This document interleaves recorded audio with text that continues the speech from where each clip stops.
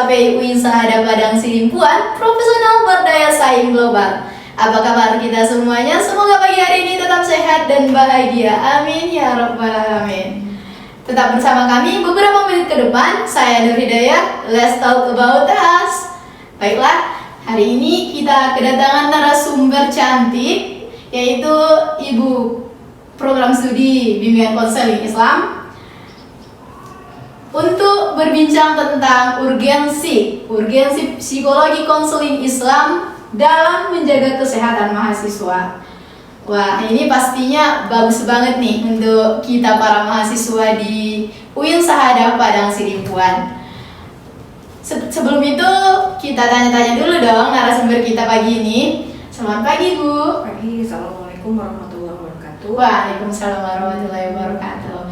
Sebelum kita masuk untuk perbincangan kita yang menarik nantinya, ada baiknya Ibu perkenalan agar narasumber kita, agar pendengar kita bisa mengetahui siapa narasumber kita pada pagi hari ini. Oke, terima kasih Kakak Dayah. Perkenalkan, nama saya Fitri Hoyrunisa Siregar, MSc. Saya di sini sebagai dosen psikologi di program studi bimbingan konseling Islam di Fakultas Dakwah dan Ilmu Komunikasi. Saya juga sekaligus sebagai Kaprodi dari Prodi DKI, dan hari ini terima kasih sudah mendapatkan amanah untuk berbagi sharing ilmu dengan sivitas akademika di lingkungan UIN Sahada Padang Sidimpuan. Oke, itulah narasumber kita pada pagi hari ini yang sangat cantik dan kelihatannya segar sekali hari ini ya Bu. Pakai pink. Iya, kayak pink nih ya. Oke. Berbicara tentang gangguan kesehatan mental nih ya Bu. Mengapa mahasiswa atau orang-orang pada umumnya sangat mudah terkena gangguan kesehatan mental? Oke, fenomena kebutuhan tentang mental health ya, kalau bahasa Inggrisnya namanya mental health atau kesehatan mental kita di Indonesia sebenarnya peningkatannya cukup tinggi karena banyak faktor. Faktor pertama mungkin karena sudah perubahan zaman. Generasi zaman dahulu perkembangannya mungkin kalau untuk melakukan komunikasi, untuk melakukan berbagai kegiatan itu cenderung dominan dengan daya pikir, daya fisik yang apa adanya. Kalau sekarang kita bayangkan generasi Z selanjutnya, saya termasuk generasi Z ya, jadi di situ sudah mulai ada HP, di situ sudah mulai ada internet, kemudian sudah ada pesawat. Nah, jadi perkembangan-perkembangan yang memudahkan segala sesuatu ternyata mempengaruhi efek psikologis kita. Jadi kemudahan itu ternyata efeknya ada negatif dan ada positif. Nah, negatifnya salah satu adalah mental dari generasi sekarang itu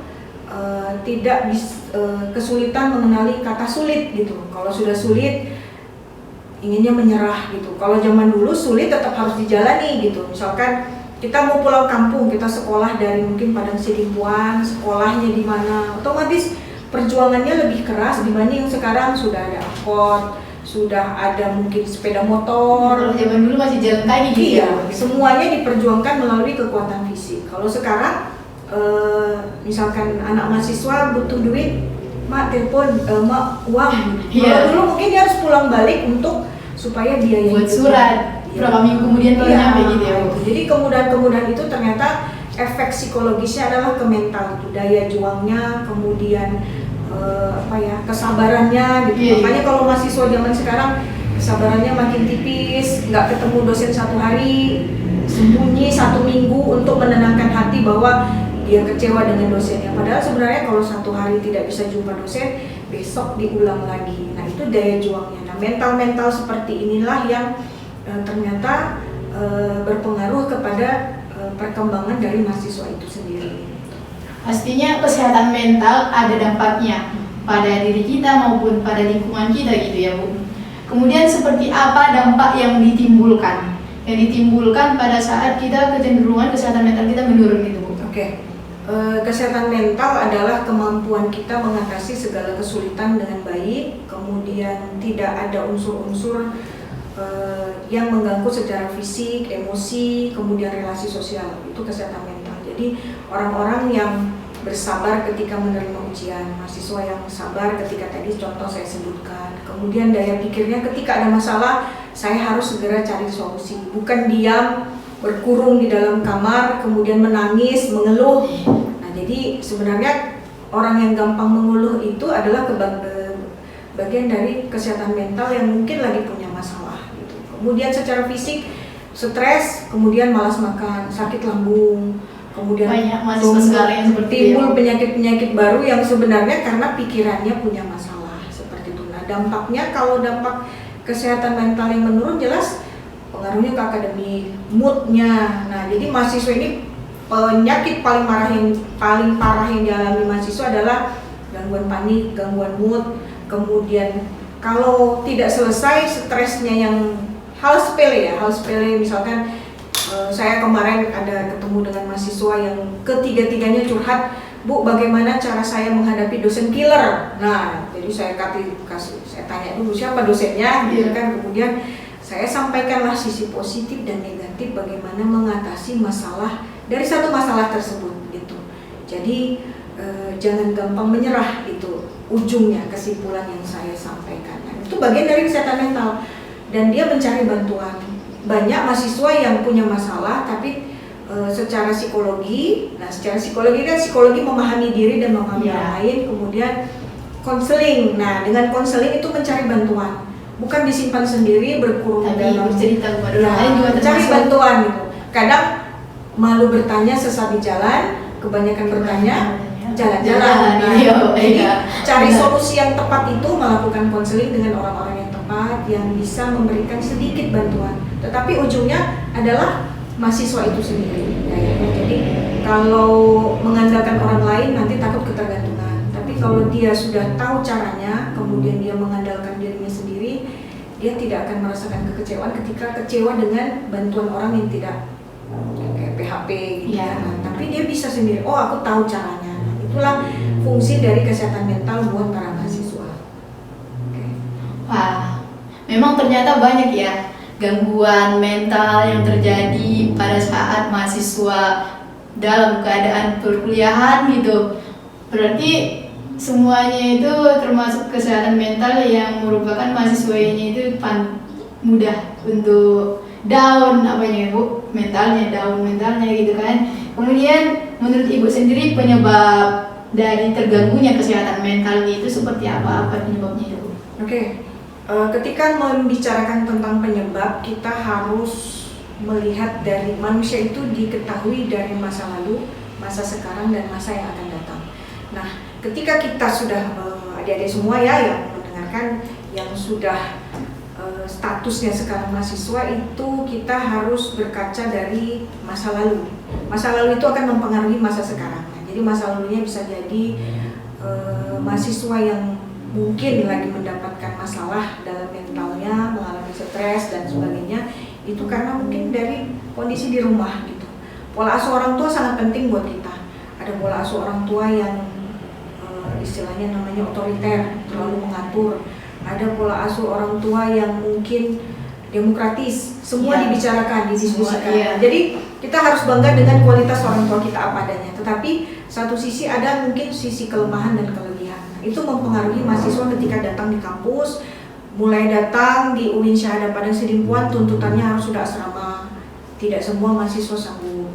Sebentar-sebentar telepon, makannya nggak enak, apalagi jahat kakak-kakaknya, nah sebagainya. Keluhan-keluhan itu kan kalau ditanggapi oleh orang tua yang terlalu protektif sama anaknya, udahlah keluar aja kamu, gitu kan. Bukannya menyelesaikan masalah, malah nambah masalah. Seharusnya motivasi gitu ya Bu. Iya, karena 1 tahun itu tidak lama gitu. Tapi kalau anak mahasiswa ini dibimbing untuk bertahan, berjuang, ada nanti masalah yang lebih berat daripada ini. Jadi dimotivasi secara positif, itu akan mempengaruhi kekuatan dia gitu. Itu 1 tahun pertama ketika asrama.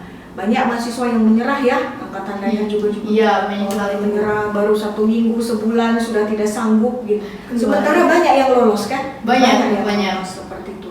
Nanti ada lagi tahun kedua ketika sudah keluar dari asrama, ketemu dengan kawan satu kos, ketemu dengan dosen-dosen yang bermacam karakternya gitu. Bagaimana supaya tahap demi tahap menjadi mahasiswa itu selesai. Tujuan kesini kan untuk kuliah, bukan menghadapi kawan yang mungkin kemarin curhat mahasiswa ada yang satu kos tidak tahu cara bersih-bersih kamar gitu. Jadi itu konselingnya gitu. Jadi kebanyakan mahasiswa itu bawanya itu masalah dari luar ke kampus, jadi stres gitu ya Bu? Iya, ada masalah di kos-kosan, ke kampus sudah bete, sudah bad mood gitu. Kemudian dari kampus dapat dosen yang killer, nyampe ke kos-kosan mengurung diri, depresi gitu. Jadi malas makan aku lah, aku ingatlah piringku wajahnya dosen yang marah-marah tadi, contoh seperti itu kan. Itu kan dari bagian bagaimana dia mengatasi masalahnya.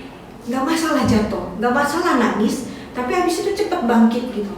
Masalah itu selesaikan. Jadi kalau menumpuk masalahnya, biasanya nanti itulah yang akhirnya malas kuliah, akhirnya nilainya rendah, kemudian tamatnya pun tidak sesuai harapan orang tua. Iya. Kemudian kita tadi membahas tentang kesehatan mental. Ada di perbincangan awal tadi ada psikologinya Bu. Jadi apa kaitannya itu psikologinya dengan kesehatan mental itu? Oke. Ini kembali ke teori ya. Jadi silahkan informasi yang sedikit dari saya ini nanti mahasiswa dan semuanya mencari tahu lebih banyak karena Google sekarang sudah lengkap. Udah lengkap sekali ya. Informasi sedikit ini. Psikologi ini adalah ilmu yang digunakan untuk mempelajari kondisi kejiwaan manusia. Jadi dasarnya adalah dari ilmu ini. Jadi kita belajar itu dari ilmu tertentu, kemudian untuk kita cari sampai pada tahap nanti implementasinya. Nah, ilmu inilah yang dikembangkan oleh tokoh-tokoh yang dahulu dan kemudian kita gunakan sekarang adalah bagaimana satu untuk memahami diri sendiri. Contoh ada istilahnya nanti kalau yang lagi tren di mahasiswa, aku nih introvert loh, gitu. Iya. Paham nggak artinya introvert gitu kan? Aku ini orangnya gini loh, gitu. Jadi sebenarnya dia udah tahu konsepnya, udah tahu teorinya, tapi coba cari maksudnya introvert apa. Itu adalah bagian dari memahami diri sendiri. Itu satu dari bagian dari psikologi. Yang kedua, memahami orang lain. Dengan memahami orang lain, kita bisa memposisikan diri. Ketika masuk asrama, masuk UIN Syahada Padang Sidimpuan, berasrama, otomatis kita harus gabung dengan sekian orang. Satu kamar biasanya berapa orang? Sekitar kalau waktu Hidayah dulu itu 15 orang. 15 orang. Dengan berbagai karakter yang 15 kepala dengan gitu. 15 karakter dengan Iya. 15 pola asuh dari rumah seperti apa? Ada yang manja, ada yang egois, ada yang bermacam-macam. 16 kepala, 16 karakter yang bulan-bulan pertama itu pasti berat. Pasti berat bagaimana supaya aku Benar cocok sekali, sama betul. dia cocok sama aku. Nah, itu bagian dari konflik gitu. itu ilmu psikologi. Bagaimana supaya kita beradaptasi dan ketika ada masalah kita cari solusi. Iya. Nah, konseling, teori konseling adalah bagaimana proses pemberian bantuan. Ketika kita tidak sanggup mengatasi masalah sendiri, kita cari bantuan orang lain yang mungkin juga paham tentang ilmu psikologi. Aku curhat dong, kawanku yang ini kenapa lah ya mentingin diri sendiri. Makan bareng mau, tapi kalau punya dia diminta nggak mau. Nggak mau gitu ya. Jadi akhirnya curhat. Nah, curhat itulah konseling. Secara teori itu konseling. Nah, gunanya supaya saya sehat mental saya, supaya saya betah di sini, supaya saya tahan di asrama, supaya saya tahan jadi mahasiswa. Jangan pikirkan di luar sana. Misalkan ada yang masuk ke UIN mungkin sebenarnya pengennya kuliah ke Jawa tapi gagal ke sini seperti buangan gitu lah kata orang. Perasaannya udah dibuang ke sini. Dilarang orang tua, nggak usah jauh-jauh, biayanya besar dan sebagainya gitu. Dengan memahami ilmu psikologi, dengan memahami bagaimana cara curhat yang tepat dan memberikan bantuan yang tepat kepada orang, kita sehat mental kita. Jadi dengan memahami kedua teori yang psikologi dan konseling ini supaya tujuannya supaya saya sehat mental. Sehat mental itu kesimpulannya bahagia.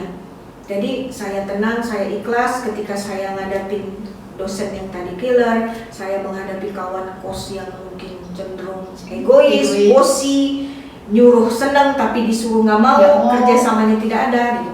Gimana caranya saya sehat mental supaya saya bisa beradaptasi dan cari solusinya. Kalau dia udah tenang, dia udah ikhlas, dia sudah bahagia, kemungkinan besar mahasiswa ini adalah orang yang dengan kondisi sehat mentalnya. Berarti berpikiran positif aja gitu ya, Betul. positif.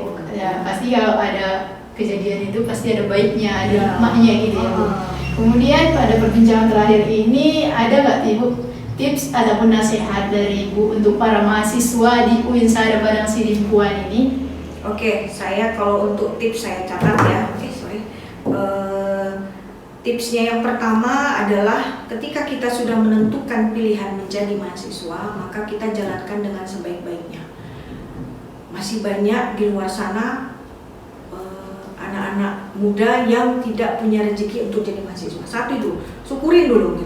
Kalau kita bersyukur, maka kita akan mudah menjalani tahap selanjutnya. Tapi kalau banyak menyalahkan, mengeluh, kemudian menginginkan yang mungkin tidak bisa kita dapatkan, akhirnya nanti bisa timbul kepada orang lain, frustasi itu kan kecewa, keinginan yang tidak terpenuhi dan harapan yang tidak tercapai. Nah, itu jadi orang yang frustasi. Dengan syukur, dengan ikhlas menjalani semuanya, saya dikirim orang tua untuk kuliah, saya akan lakukan yang terbaik, target 4 tahun kalau bisa sudah selesai, maka tahap pertama sudah selesai, sudah bisa dia mulai masuk ke gerbang perkuliahan, menjadi status sebagai mahasiswa.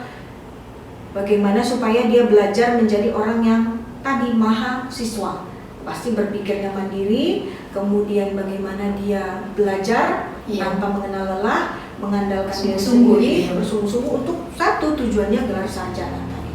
Nah, ketika lagi punya masalah, jangan ragu untuk mencari bantuan. Itulah konseling tadi. Bagaimana supaya masalahnya selesai, mungkin pakai bantuan orang lain. Kita tidak ada yang bisa menyelesaikan masalah kita sendirian. Kita makhluk sosial, jadi kita pasti butuh orang lain. Kemudian jaga kesehatan. Nah, ini satu mahasiswa. Saya juga dulu zaman jadi mahasiswa. Makan mie gitu. Mie. Nanti sudah tua kayak saya, barulah terasa yang makan pedas, makan mie instan, kemudian pola tidur yang tidak baik, itu mempengaruhi kesehatan ketika kita sudah tua. Nah, itu. Kemudian jaga keseimbangan antara belajar dengan relasi sosial. Gitu. Jadi jangan jadi kupu-kupu, kuliah pulang, kura-kura, kuliah rapat. Gitu. Jadi istilahnya harus seimbang antara bagaimana untuk diri sendiri, untuk masa depan, dan juga untuk diri sekitarnya. Dan yang terakhir kemudian kelola stres ya. Jadi kalau ada stres itu ada namanya stres, eustress dan distres. Ada stres, selesaikan, jangan ditumpuk. Karena kan masalah yang menumpuk bisa menimbulkan frustasi, depresi, dan banyak kasus ya, bunuh diri dan sebagainya. Karena masalahnya yang kecil jadi besar seperti itu. Nah, dipendam gitu ya. Jadi terakhirnya dengan memahami aspek-aspek psikologi, mahasiswa belajar mandiri, otodidak, bagaimana memahami diri sendiri dan orang lain. Kemudian cari tips ya, di Google udah banyak gitu. Mahasiswa dapat mengatasi setiap tantangan yang dihadapi, kemudian percaya diri meraih kesuksesan dan perjalanan pendidikan menuju masa depan yang lebih cerah untuk membahagiakan kedua orang tua kita. Ya, benar sekali itu semua, sungguh memberikan nasihat dan tips terbagus pada hari ini untuk para mahasiswa di UIN Sahada Padang Sidimpuan dimanapun berada. Jadi sebagai mahasiswa harus bisa mengatur emosi ya, mengatur emosi, mencari solusi terhadap suatu masalah yang terjadi gitu ya Bu. Ya setidaknya bisa untuk menghibur diri sendiri gitu ya, menghibur diri sendiri agar tidak terjadi gangguan mental secara terus-menerus. Wah, pembicaraan kita sungguh menarik pada hari ini dengan ibu narasumber kita dari Kaprodi Bimbingan dan Konseling Islam. Semoga ilmu yang ibu berikan pada hari ini sangat bermanfaat dan terima kasih kami ucapkan kepada ibu. Dan semoga sehat selalu agar kita bisa berbincang lagi di podcast ini. Dan para pendengar pagi ini, jangan lupa like and subscribe YouTube KPI UIN Sahada Padang Sidimpuan dan Instagram KPI UIN Sahada PSP. Tidak lupa juga TikToknya KPI pada KPI UIN Sahada. Karena kami akan hadir di minggu-minggu berikutnya dengan tamu dan narasumber yang lebih menarik lagi dengan perbincangan yang membuat kita semakin cerdas ke depannya. Baiklah, terima kasih telah bergabung bersama kami. Saya Nur Hidayah dari podcast KPI UIN Sahada Padang Sidimpuan, profesional berdaya saing global. Let's talk about us. Wassalamualaikum warahmatullahi wabarakatuh. Bye.